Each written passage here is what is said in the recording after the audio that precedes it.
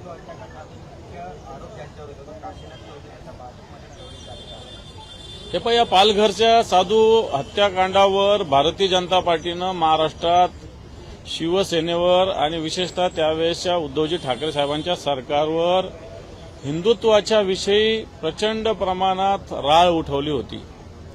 असं असताना ज्या साधूंवर हल्ले करणाऱ्याचे जे आरोपी आहे करणारे आरोपी हेच आज भारतीय जनता पार्टीमध्ये सहभागी होत आहेत। एक तर त्यावेळेस भारतीय जनता पार्टीने प्रचार केला हा चुकीचा होता, किंवा आता ते ज्या पद्धतीनं वागतायत तर त्या पद्धतीनं मग ते हिंदुत्वाच्या विरोधात आहे अशा पद्धतीनं निश्चित चित्र आहे। म्हणजे हे बेगडी हिंदुत्व भारतीय जनता पार्टीचं हे समाजासमोर येतं। आम्ही नेहमीच बोललो की बाजारू हिंदुत्व, शिवसेना प्रमुखाच्या स्मृतीस्थळावर आपण शिवसेना प्रमुखाचं हिंदुत्व व्यापक हिंदुत्व आहे।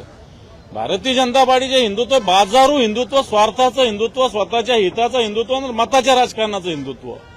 अशा पद्धतीनं मला वाटतं पालघरच्या घटनेचं जे आहे, जे आरोपी आहे त्यांनाच भारतीय जनता पार्टी जर क्लीन चिट देत असेल, सोबत घेत असेल तर मला असं वाटतं असं बाजारू हिंदुत्व त्यांना लखलाव।